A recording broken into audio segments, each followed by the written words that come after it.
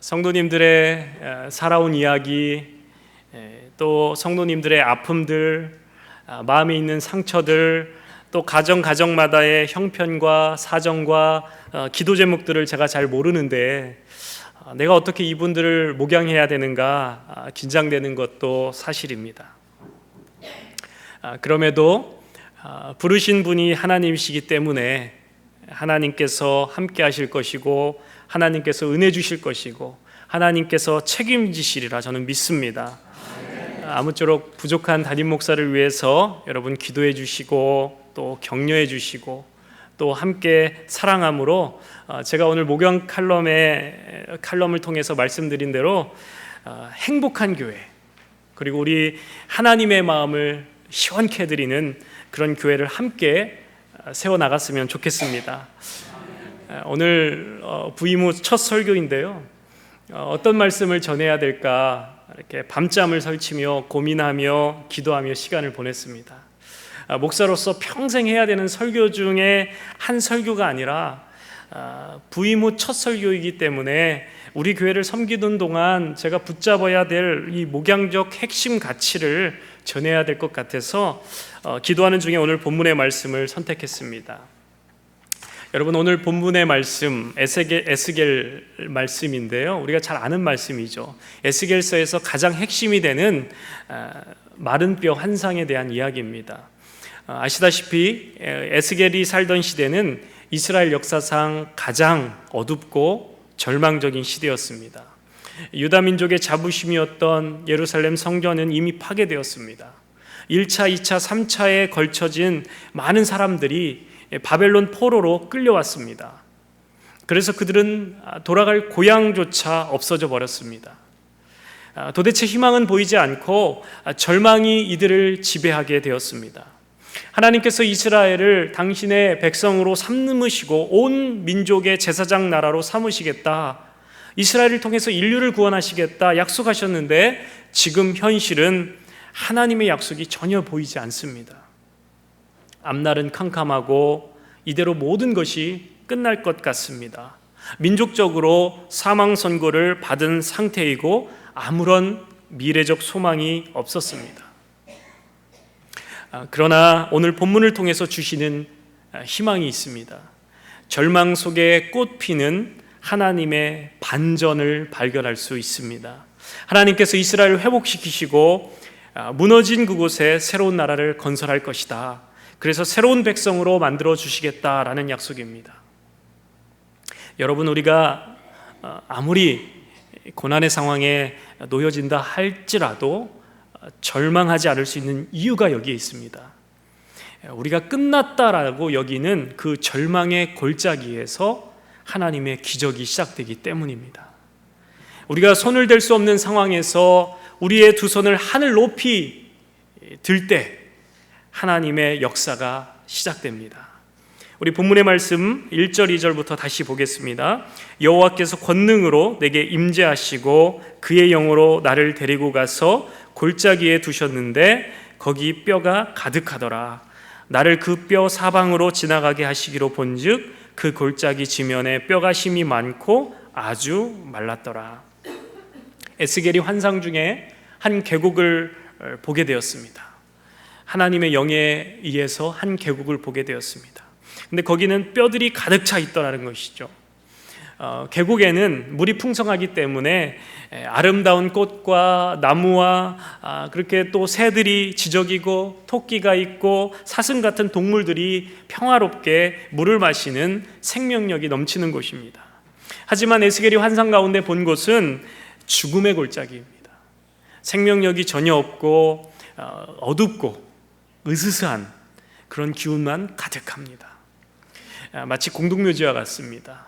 아니, 공동묘지만도 못합니다. 공동묘지는 뼈가 무덤 속에 있는데, 땅 속에 묻혀져 있는데 이 뼈들은 지표면 위에 나와 있더라는 것이죠. 이 뼈들은 최근에 죽어서 살이 조금이라도 붙어 있거나 핏기가 있는 뼈가 아닙니다. 바짝 마른 뼈였다라는 것이죠. 여러분, 이 마른 뼈들은 아무짝에도 쓸모가 없죠.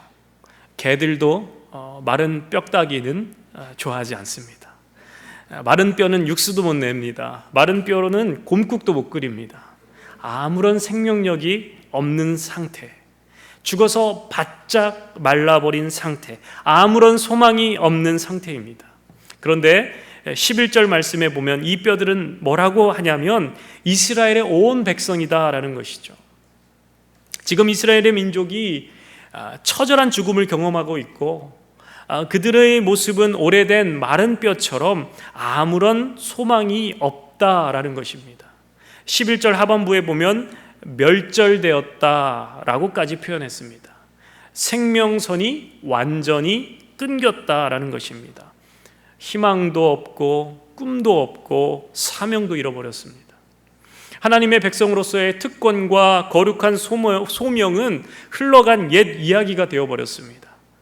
그들에게 있어서 다윗 왕국과 솔로몬의 찬란한 하나님의 영광은 역사책에서만 볼 수 있는 과거의 이야기가 되어버렸습니다. 이미 예루살렘 성전은 폐허가 되었고, 남겨진 사람들은 죽임을 당하거나 뿔뿔이 흩어졌고 바벨론 포로로 잡혀왔습니다. 하나님의 영광은 이미 이스라엘을 떠난 것 같습니다. 하나님의 백성으로서의 정체성도 없고 아무런 생명력도 없고 바벨론이라는 그 거대한 권력 앞에서 자포자기하며 살아가는 삶, 뭐예요? 마른 뼈다라는 것이죠. 이런 절망적인 상황에서 에스겔에게 하나님의 놀라운 말씀이 들려옵니다. 인자야, 이 뼈들이 살겠느냐? 병원에 누워있는 아픈 중환자도 아니고 얼마 전에 숨을 거둔 죽은 나사로와 같은 상태도 아닙니다. 이미 죽어서 살은 다 썩어져 없어졌고 뼈도 바짝 마른 상태, 그 어떤 가능성도 그 어떤 소망도 찾아볼 수 없는 상태입니다. 여러분이라면 어떻게 대답하시겠어요?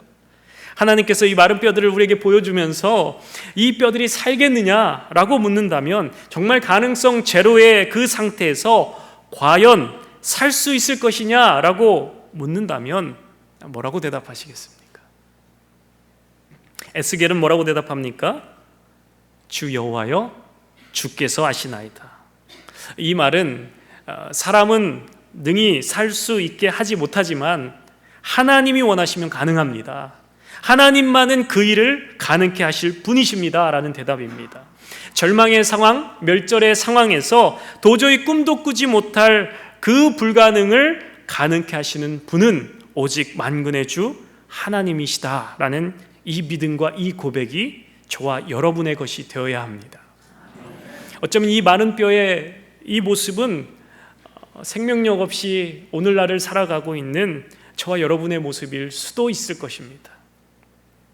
영적인 일에 대해서는 관심이 없어지고 하나님을 알고자 하는 소원이 말라버렸습니다.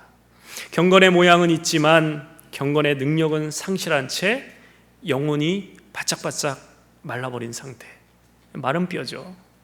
하나님 나라의 그 거룩한 꿈과 야성이 넘쳐나야 할 이 젊은이들은 오로지 좋은 대학, 좋은 직장, 높은 연봉에만 몰두하고 복음을 들고 나가서 세상을 변화시키긴커녕 아이고 나 하나도 살기 힘들다, 이 세상의 흐름에 동화되어 버리고 있습니다.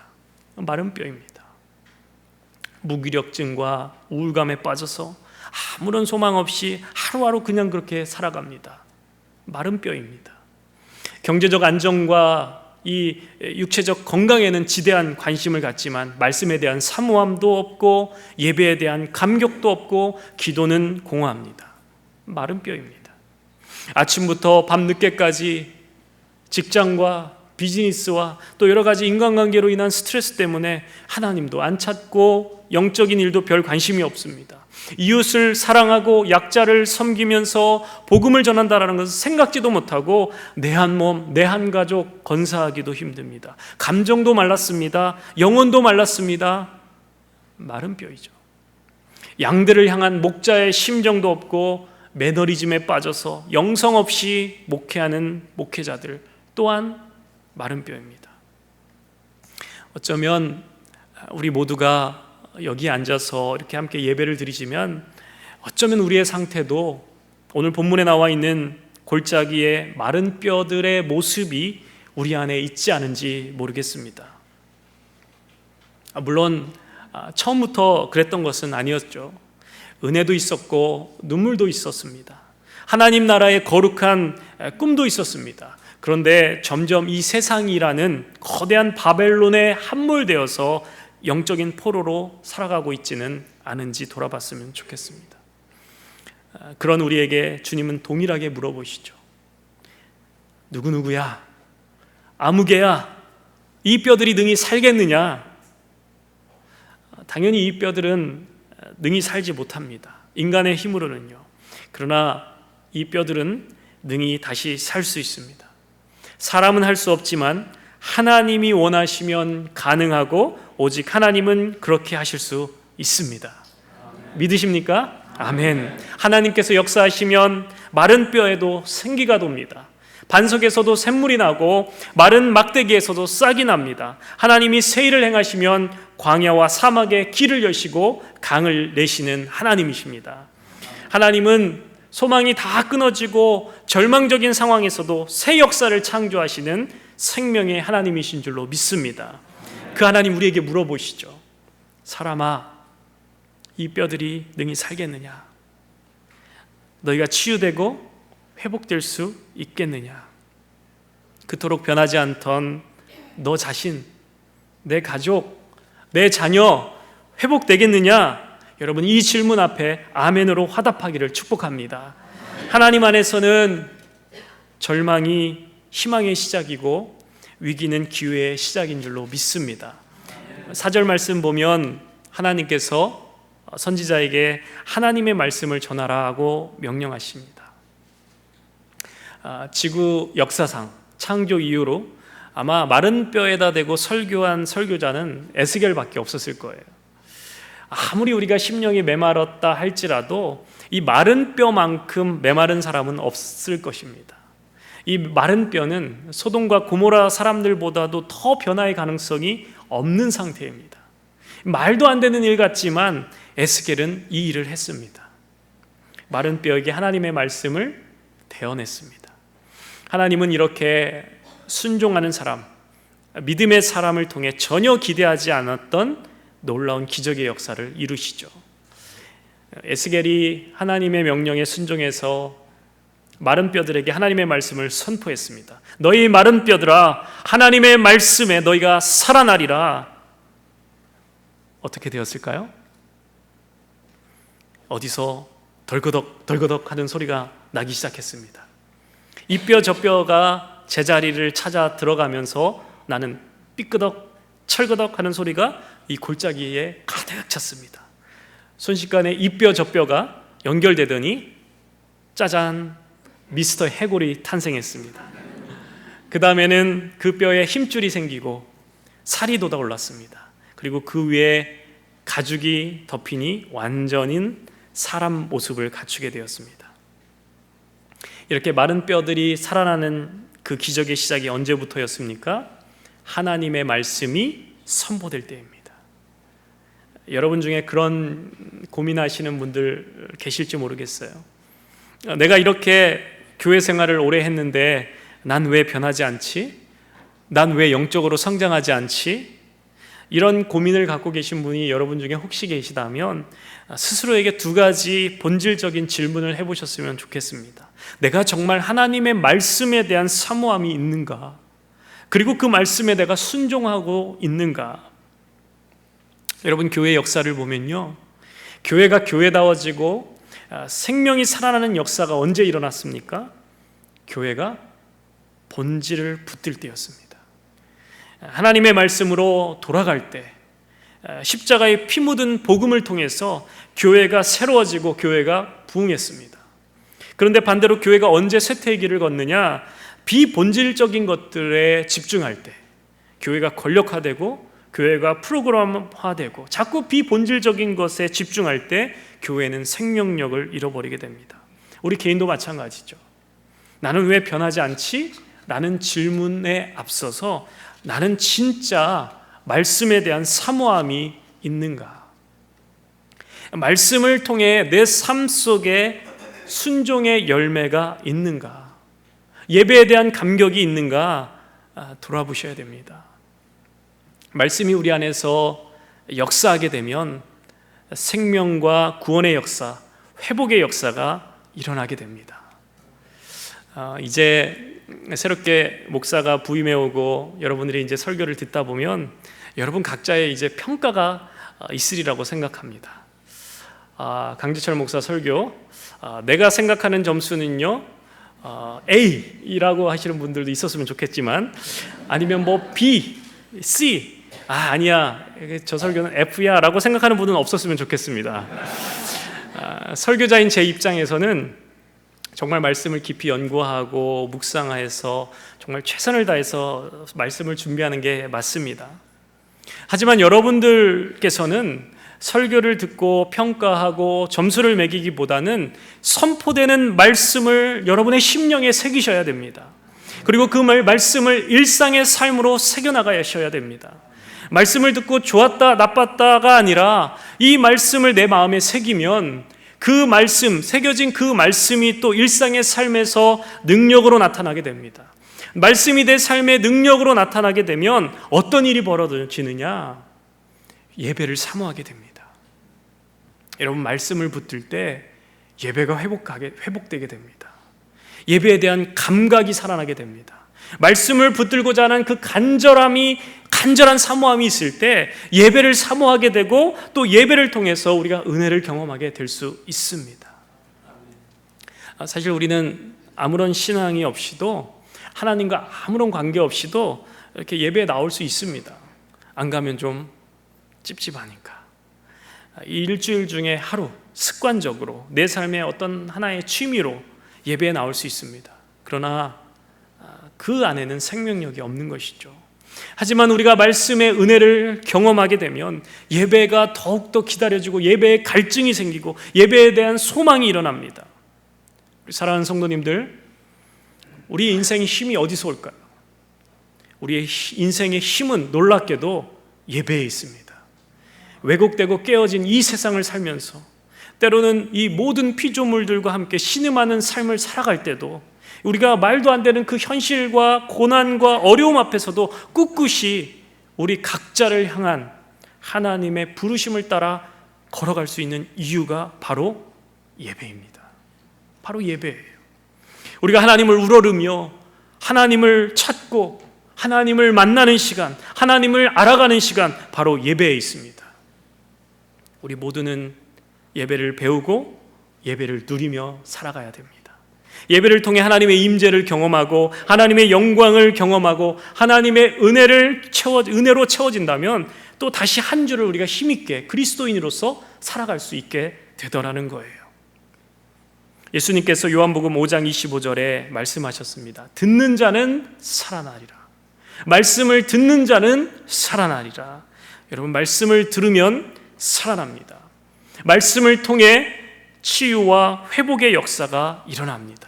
생명 살리는 역사가 일어나게 된다는 거예요. 저는 우리 교회에서 드려지는 모든 예배마다 하나님의 임재가 있고 하나님의 영광이 있고, 그래서 우리의 심령 안에 회심이 일어나고 치유가 일어나서 하나님과 더욱더 친밀해지는, 하나님과 더욱더 가까워지는 예배의 회복이 있게 되기를 축원합니다. 여러분, 우리 모두가 이 본질을 함께 붙들었으면 좋겠어요. 8절 후반부에 보면 이제 골격과 사람의 형상은 갖추었으나 아직 생기는 없었습니다. 창세기에 보면 하나님께서 사람을 하나님의 형상에 따라 만드시고 흙으로 이렇게 만드셨죠. 그리고 그 코에 생기를 불어넣으심으로 인간은 비로소 생명, 곧 산영, 살아있는 존재, 영적인 존재가 되었습니다. 이것은 단지 숨쉬고 산다라는 그 이상의 의미이죠. 여러분, 사람이 산다고 다 사는 게 아니죠. 어떤 분 그렇게 한탄하는 분들이 있습니다. 내가 살아도 사는 게 아니야. 살아있긴 살아있지만 진짜 산 사람처럼 살지 못하면 살아있으나 죽은 존재와 같습니다. 습관적으로 교회에 출석하지만 영적으로 무기력해 있습니다. 세상에 너무 쉽게 휩쓸려 가고 있습니다. 예수를 믿는다라는 어떤 기쁨과 은혜는 전혀 없고 그리스도인으로서의 영향력은 상실한 채 의무감과 습관만 남은 삶을 살게 된다면 그 이유는 여기에 있어요. 뭐냐면 생기가 없기 때문입니다. 사명, 비전, 선교, 영혼구령 이런 단어를 들으면 우리가 막 가슴이 뜨거워지고 해야 되는데 그런 단어 들으면 피곤하고 부담스럽기만 해요. 왜 그럴까요? 생기가 없기 때문입니다. 바꿔서 표현하자면 우리가 성령 충만하지 않기 때문입니다. 9절 10절에 보면 이제 생기가 죽은 자들에게로 들어갔고 그들이 살아나는데 보니까 뭐였더라? 군대가 되었더라. 에스겔이 하나님의 명령대로 되어내야 했더니 생기가 그들에게 들어갔습니다. 사람의 얼굴에 생기가 돌았습니다. 죽었던 그들의 맥박이 고동치기 시작합니다.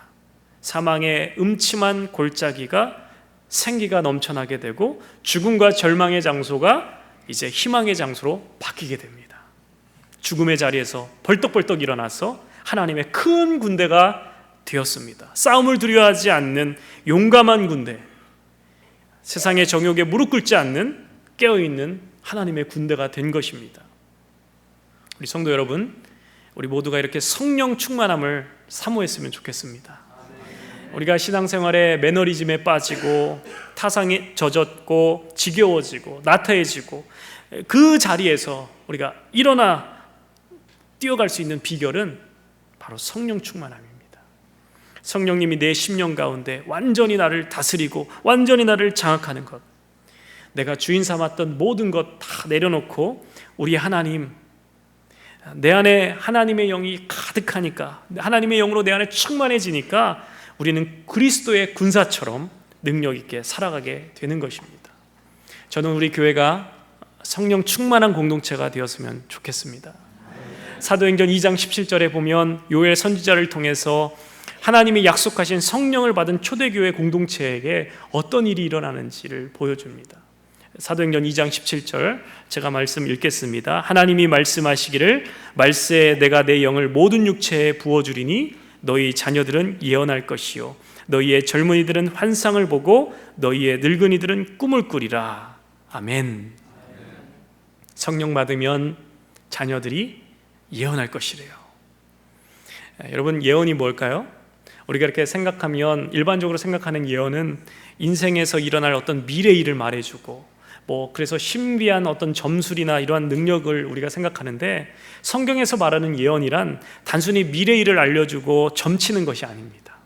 구약시대 예언자들은 어떤 일을 하는 사람들이었나요? 이사야, 예레미야, 에스겔, 다니엘, 호세아, 이 사람들이 미래를 내다보고 점치는 그런 사람들이 아니라 그들이 살던 그 시대를 향하여서 하나님의 메시지를 선포하는 사람들이었습니다. 진리를 선포하는 일이었습니다. 그것이 예언입니다. 그것이 성경에서 말씀하는 예언이죠. 하나님의 음성을 대언하는 것. 여호와의 말씀이 희귀하여서 어디로 갈지 몰라 각자 옳은 소견의 대로 행하던 백성들에게 하나님의 말씀을 선포케 하는 일, 바로 예언자들의 일이었습니다. 우리가 사는 이 시대를 흔히 포스트 모던 시대라고 합니다. 이 땅을 살아가는 수많은 젊은이들이 올바른 기준 없이 각자 옳은 소견대로 개인의 행복, 물질적인 풍요와 어떤 쾌락만이 유일한 인생의 목표가 되어서 인생의 유일한 기준점이 되어서 살아갑니다. 이런 어두워진 이 세대 가운데 이것이 바른 길이다, 이것이 바른 진리다라고 선포하는 것, 이 일이 우리 자녀들이 해야 될 몫이고 성령께서 임하실 때 우리의 자녀들이 그 일을 할 수 있다라고 약속하셨습니다. 저는 저와 여러분의 자녀들이 성령의 충만함을 입고 이 세대 가운데 진리를 선포하는, 예언하는 자녀가 되기를 축원합니다. 두 번째로, 젊은이들은 환상을 볼 것이다. 영어 성경은 비전을 발견한다라고 표현되어 있습니다. 젊은이들에게 성령이 임하면 나를 통해 이루실 하나님 나라의 비전을 품게 된다라는 거예요. 세상이 강요하는 성공주의, 물질주의를 뛰어넘어서 자신이 필요한 곳에서 현실의 안위와 이익을 보지 않고 하나님의 그 비전을 따라서 하나님의 영광을 위해 충성스럽게 살게 되는 것입니다. 그래서 우리 젊은이들이, 청년들이 성령 받으면 인생의 목표가 달라지게 됩니다. 예전에는 내 개인의 행복, 내 개인의 성공이 내 인생의 목표였다면 이제 성령 받고 나서는 더 큰 하나님 나라의 꿈, 킹덤 드림을 갖고 하나님 나라를 위해 세워가는 충성된 일꾼이 되는 것입니다. 세 번째로, 늙은이는 꿈을 꾸리라. 성령을 받으면, 성령이 임하면 여러 가지 신비스러운 역사가 일어날 수도 있지만 그것뿐만 아니라 어르신들이 꿈을 꾼다라고 말씀합니다. 여러분, 꿈은 보통 어린 학생들이 꾸는 것이죠. 제 꿈은 커서 대통령 되는 것입니다. 제 꿈은 과학자가 되는 것입니다. 의사가 되는 것입니다. 아이들이 이렇게 얘기하죠. 어르신들이 꿈을 이야기하는 경우는 되게 드뭅니다. 이렇게 연세가 드시면서 몸이 약해지시고 그러다 보면 마음도 약해지시죠. 그러나 성령이 임하면 무슨 일이 생깁니까? 어른들이 꿈을 꾸게 된다라는 거예요. 그들의 후손을 보면서 또 꿈을 꾸고, 그리고 그 꿈을 후손들에게 전수해 주는 역할을 하게 됩니다. 구약시대 선지자들이나 이렇게 예언자들이 꿈이나 환상을 통해서 하나님의 말씀을 받고 진리를 깨달았습니다. 하나님의 성령이 부어지니까 하나님의 진리에 대한 놀라운 깨달음과 지각이 생깁니다. 어르신들이 성령 받으면 꿈과 소망을 품고 살아갑니다. 나의 꿈이 아니라 하나님의 꿈을 갖게 됩니다. 여러분, 제가 놀라운 사실 하나 알려드릴게요. 성경에서 정말 크게 쓰임받은 분들을 보면 모두 노인들이었습니다. 할렐루야. 여기 계신 분들 중에 늦은 분 아무도 없습니다. 아브라함은 100살에 아들 이삭을 얻었죠. 모세는 80세에 부름을 받았고 120살에 죽었습니다. 모세의 인생 40년, 그 마지막 40년이 그 인생의 그 말년이 그의 전성기였습니다. 성경에 보면 모세가 죽었을 때 눈이 쇠하지 않았다라고 말합니다. 갈렙은 85세에 가나안 정복 전쟁에서 선봉장에 섰습니다. 이 산지를 내게 주소서. 하나님을 향한 꿈과 비전이 있으니까 이런 기계가 있는 것이죠. 내 꿈을 쫓을 때는 지치거나 허무했습니다. 꿈을 못 이루면 우리가 낙심하게 되고, 꿈을 이루면 허무하게 되었습니다. 그러나 성령을 받고 하나님의 꿈을 꾸게 되면 지치지도 않고 허무하지도 않습니다. 성령이 임하시면 언제나 끝이 아니라 언제나 새로운 출발임을 믿습니다. 여러분, 하나님 안에서 너무 늦은 시간이 없는 줄로 믿습니다. 오늘이 내 인생의 마지막 날이라 할지라도 하나님의 영이 임하시면 나는 오늘 하루 동안 하나님이 주시는 거룩한 꿈을 꾸리라. 하나님의 영이 임하시면 그 순간부터 우리의 인생의 전성기가 시작되는 줄로 믿습니다. 14절 말씀 보시면 내가 또 나의 영을 너희 속에 두고 너희가 살아나게 하고 하나님의 영이 그들 가운데 거하게 하겠다라는 것입니다. 여러분, 놀라운 말씀이죠. 정말 놀라운 말씀이죠. 그 죄인된 인간들 안에 하나님의 영이 거하겠다. 여러분, 구약에서 신약에 이르기까지 이 성경에서 계속해서 놓치지 않고 중요하게 다루는 이 신학적 개념이 하나 있는데요, 그것은 성전신학입니다. 성전신학. 왜 성경이 그토록 이 성전, 성막에 대해서 이 주제의 이야기를 그렇게 자세하게 기록해 놓고 있는가? 우리 성도님들 이제 새해가 되면 내가 이제 올해는 말씀 통독해야지 라고 창세기부터 1월 1일 딱 되면 창세기부터 딱 읽습니다. 그러다가 첫 번째 위기가 찾아옵니다. 어디서 막혀요? 출애굽기에서 1차로 막힙니다. 이 출애굽기 읽다 보면 1차 위기가 찾아와요. 성막에 대한 말씀들. 그러다 2차 위기가 찾아옵니다. 어디서 찾아와요? 레위기를 읽다가 이제 다 주무시고 포기하시는 분들이 참 많습니다. 왜 그토록 성경은 그렇게 성전에 대해서 자세하게 다루고 있는가? 왜 이스라엘은 그토록 이 이스라엘 백성은 성전에 목숨을 걸었는가? 예수님도 이 성전에 대한 논쟁 때문에 결정적으로 꼬투리가 잡히셔서 십자가에 못 박혀 죽으시게 되는 계기가 되죠. 그만큼 성전 개념이 성경에서 중요하게 다루고 있는 개념입니다. 이 성전은 하나님의 임재를 상징하죠. 하나님의 임재를 상징합니다. 온 세상의 주관자이시고 창조주이신 그 하나님이 저 멀리 지구 저 바깥에서 이렇게 세상 쳐다보시다가 어이구 잘 살고 있나 이렇게 보시다가 상 주고 벌 주고 하시는 그런 하나님이 아니라 성막 성전을 통해서 사람들 가운데 함께 거하셨습니다. 임마누엘, God is with us. 우리와 함께 하시며 임재하셨습니다. 그리고 진짜 성전 대신 예수 그리스도께서 인간 세계로 뛰어들어 오셨습니다. 그리고 신약에 와서는 예수를 주로 고백하는 우리가 성전이다라고 말씀하시죠. 왜요? 우리 안에 내주하시는 성령 때문에. 에스겔 40장 이후로 보면 하나님께서 이스라엘을 회복시키시겠다라는 오늘 본문의 말씀 이후로 계속해서 새 성전에 대한 예언의 말씀이 나옵니다. 새 성전이 어떻게 지어질 것이고 어떤 제사가 진행될 것이고 여러 가지 그런 규정과 룰에 대해서 설명합니다. 그리고 결정적으로 에스겔 47장에 가면 성전 문지방으로부터 물이 흘러나옵니다. 이 물이 흘러나오는데 이 물이 처음에는 많아져서 발목을 덮습니다. 그리고 무릎까지 차고 나중에는 허리까지 차옵니다. 이제 너무 많이 넘쳐서 물이 넘쳐서 헤엄을 쳐야만 하는 강물로 바뀌어갑니다. 근데 이 물이 흘러가는데 성전에서부터 흘러가는 이 물이 흘러가는데 이 물이 닿는 곳마다 온갖 생물들이 살아납니다. 죽어가는 물고기가 살아나고 죽어가는 나무들이 살아나서 그 나무들에서 풍성한 열매를 맺습니다. 이 물은 생명을 주는 생명수가 됩니다. 뭐를 말하는 걸까요? 이것이 성경에서 말하는 진짜 부흥입니다. 사람이 많이 모이는 게 부흥이 아니고요, 성전에서부터 생수가 흘러나와야 됩니다. 다시 말하면 우리 안에 하나님의 임재가 넘칠 때, 하나님의 말씀으로 충만하고 성령으로 충만할 때 이렇게 솟아나게 되는 역사, 회복의 역사가 임하는 것입니다. 이것이 지금 타락하고 그래서 바벨론의 포로로 끌려온 마른 뼈와 같은 아무런 가능성도 없고 아무런 소망이 없는 이스라엘을 향한 하나님의 결론입니다. 나는 너희를 포기하지 않아. 너희는 나를 배신하고 도망갔지만, 너희는 나를 떠났지만 나는 너희를 절대로 포기하지 않을 거야. 왜? 내가 너희에게 맹세한 약속이 있거든.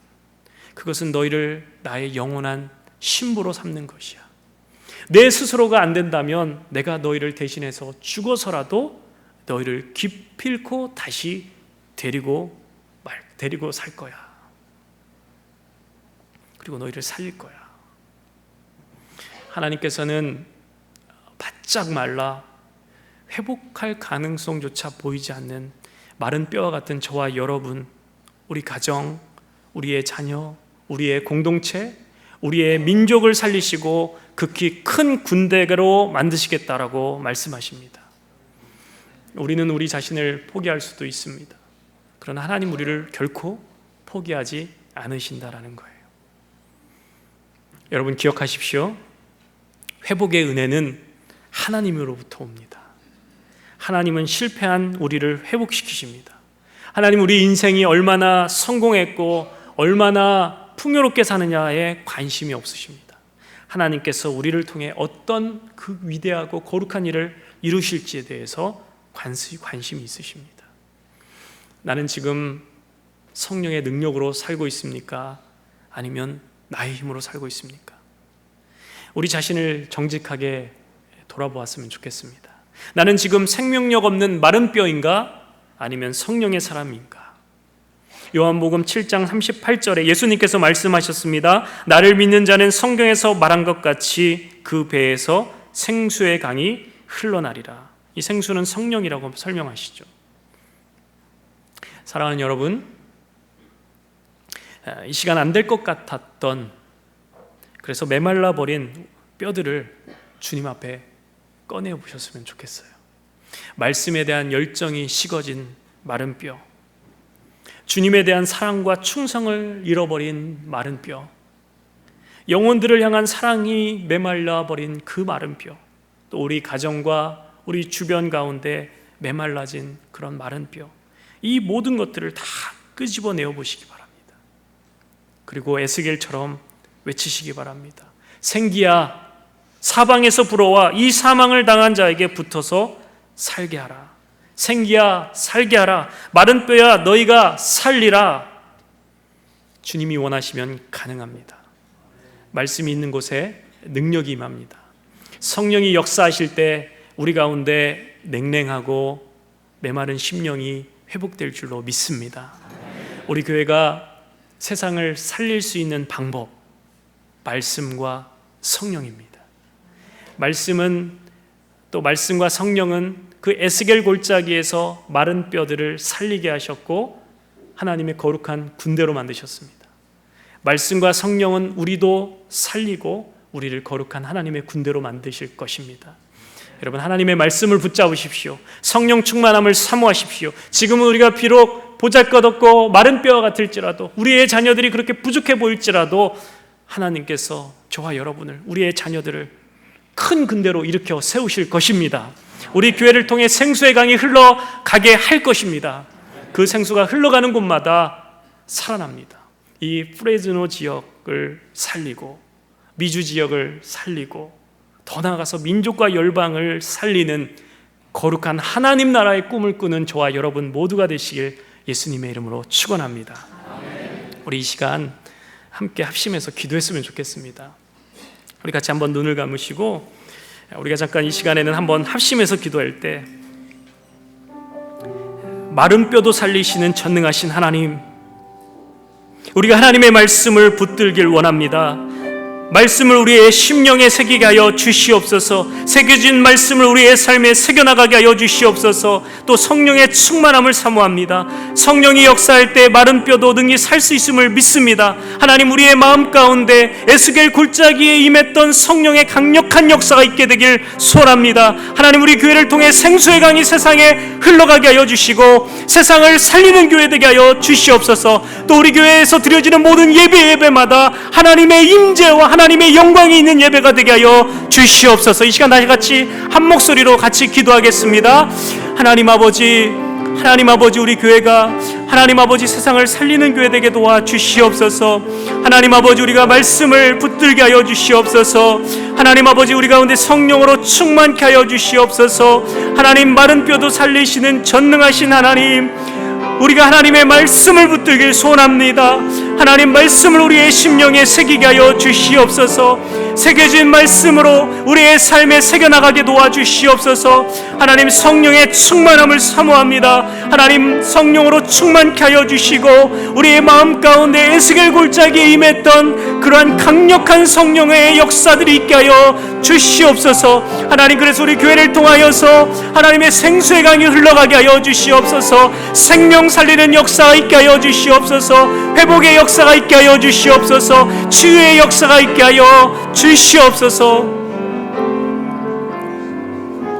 하나님 아버지, 이 시간 우리 가운데 있었던 그런 마른 뼈와 같은 것들을 끄집어내길 원합니다.